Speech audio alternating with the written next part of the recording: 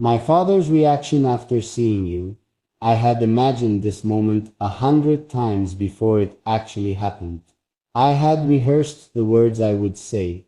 I had thought about the expressions he might wear, the way his eyes might scan you, the way his silence might stretch into something unbearable. But no amount of preparation could have truly readied me for my father's reaction after seeing you, because his face told a story I had not expected. The weight of his gaze. The moment you walked into the room, my father's eyes landed on you with the weight of a man who had seen too much. He didn't smile, not at first. He didn't speak, not right away. He just looked at you long and hard, as if trying to piece together every unanswered question he had ever had about me. I could see the calculations in his mind. He was measuring you against his expectations, against his fears, against the version of my future he had always imagined. And I knew in that moment that this was not just about you. It was about him, about the sacrifices he had made to give me a life where I could choose who I love, about the battles he had fought to make sure I never had to beg for acceptance, about the years he had spent hoping I would make the right decision, whatever right meant to him, the silence that spoke volumes. He didn't shake your hand immediately. Instead, he studied the way you held yourself, the way you stood beside me, not in front, not behind, but beside, the way you didn't fidget under his scrutiny, but met his gaze with quiet confidence. I held my breath, waiting for the approval that might never come. And then, slowly, he exhaled. A sigh, not of disappointment, but of understanding. He saw something in you, something that made him let go of the fears he had carried. Something that made him realize I had not just fallen for a fleeting idea, but for a person who was real, steady and sure. The questions that came next, then came the words. Not soft, not unkind, just direct. Tell me about yourself, not in a way that demanded answers, but in a way that demanded truth. He wanted to know who you were, not just by name but by character. He wanted to understand what kind of heart beat inside your chest. He wanted to see, with his own eyes, if you were someone who would protect what he had spent his whole life protecting, me. And you answered him, not with rehearsed lines, not with empty flattery, but with honesty. You told him where you came from, what you believed in, what kind of life you wanted to build. And I watched as something in his expression shifted. Not acceptance, not yet, but recognition. The moment that changed everything then. Something unexpected happened. He laughed, a quiet chuckle at first, then something deeper, as if some tension inside him had finally broken. You remind me of someone, he said, shaking his head. And for the first time that night, I saw it. The moment he saw you, not as a stranger, not as a risk, but as someone who just might belong. This was just the beginning, but in that moment I knew his reaction after seeing you wasn't rejection. It was the first step towards something greater. The weight in the room shifted after that small, unexpected laugh. For the first time since you walked in, my father wasn't looking at you as a stranger anymore. He was searching for something deeper, something beyond first impressions, beyond the quiet hesitation that lingered in his eyes. And yet he still wasn't ready to let his guard down completely, because my father was a man who believed that love was more than words. It was action, it was commitment, it was proof, shown over time, that a person was who they claimed to be. And so, his next words came carefully.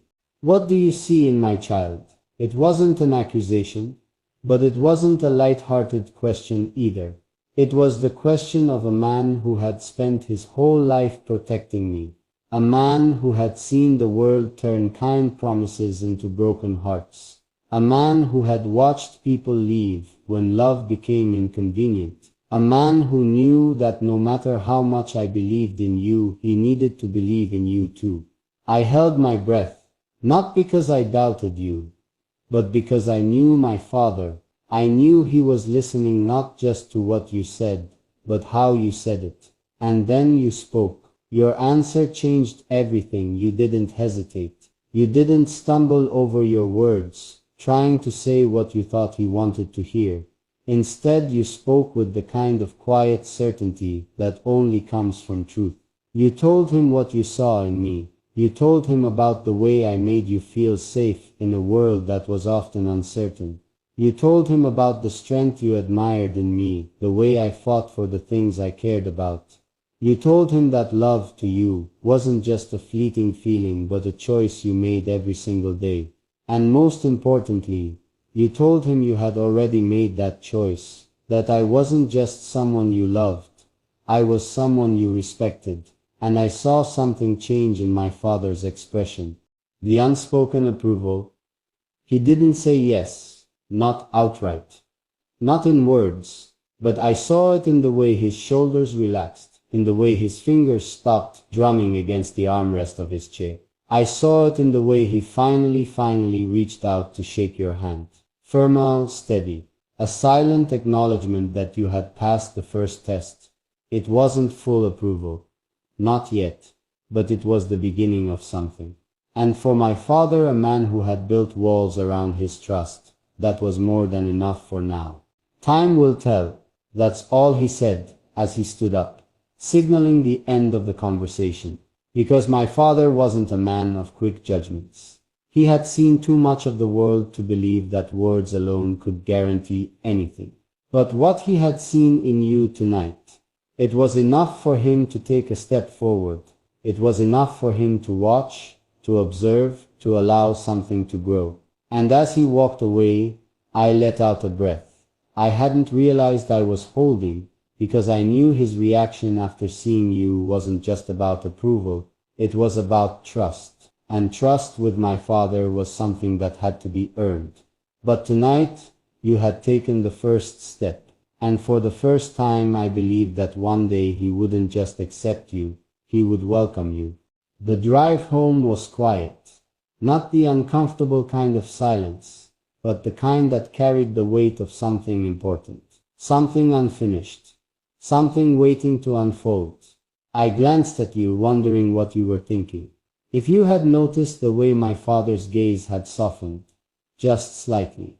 If you had caught the moment where his eyes, usually so unreadable, had held something close to understanding. And then you spoke. I think your father sees me now. It wasn't a question. It wasn't even said with certainty. It was more of a quiet observation, a realization that what had happened tonight was only the beginning. I nodded because I knew exactly what you meant. The days that followed, my father didn't bring you up right away. He wasn't the kind of man to make snap judgments, nor was he someone who gave away his thoughts too easily. But I saw the way he lingered when he asked simple questions about you. I noticed how he listened more carefully when I spoke about you. I caught the way he started measuring your place in my life, not as a passing presence, but as something real. And then, one evening, he said something that surprised me. Tell me more about them.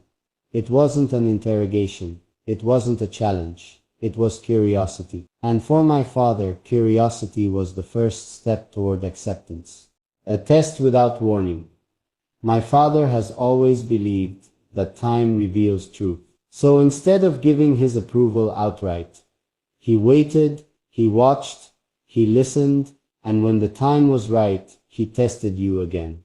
Only this time you didn't even know it was happening. He invited you over without much warning, asking you to join us for a quiet dinner.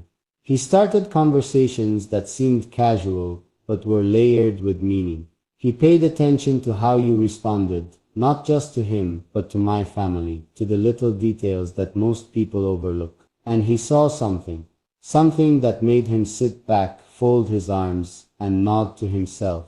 Because for all his hesitation, all his doubt, there was one thing my father could never ignore: character, and you had it. Not just in words, not just in promises, but in the way you carried yourself, in the way you treated the people who mattered to me, in the way you didn't try to impress him, you just were yourself. The moment he finally spoke, It wasn't dramatic. It wasn't grand. But one evening, as we sat on the porch, my father finally turned to me and said, "They're good for you." That was it. No long speech. No unnecessary words.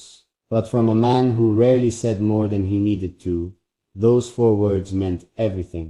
And I knew in that moment that his reaction after seeing you had shifted from hesitation to understanding, from uncertainty to quiet approval, from doubt to something that almost felt like acceptance. And for my father that was more than enough for now. Something had changed, though my father would never admit it outright. I could see it in the little things, the way he didn't question your presence anymore, the way he let conversations with you last longer than before, the way he had stopped looking at you like a stranger and started looking at you like someone who might stay. It wasn't full acceptance, not yet, but it was something. The unspoken approval. My father had always been a man of few words. He didn't believe in grand declarations or unnecessary sentimentality, but his actions spoke louder than anything he could ever say, like the time he casually mentioned that he was fixing something in the house and could use an extra set of hands, an invitation, silent but significant, for you to join him. Or the moment when, instead of directing questions at you, he asked you for your opinion, something he never did unless he respected someone's mind. And most telling of all, he started talking about the future in a way that included you, even if he never said it outright. "Next time you're here, maybe you two should come along when we visit family. If you're around next weekend, I might need a second opinion on something." Not once did he say he had fully accepted you, but in his own way, he was showing it. The quiet tests never stopped. Even as things grew more comfortable, I knew my father well enough to understand he was still watching. Not in a way that meant he didn't trust you, but in the way a man who has spent his whole life guarding his loved ones does. He noticed how you handled difficult conversations. He paid attention to how you carried yourself when no one was watching. He observed the way you treated not just me, but everyone around you. And every time you passed his quiet, unspoken tests, I saw the way his walls lowered just a little more. The moment I knew he had accepted you, it wasn't during a deep conversation. It wasn't in a dramatic declaration. It happened in the simplest, most unexpected way. One evening, as you and I got ready to leave, my father stood up, looked at you, and said, "Drive safe, take care of each other." It may not have sounded like much, but for him it meant everything, because for the first time, it wasn't just me he was looking out for, it was us. And that was his way of saying, "You belong here now."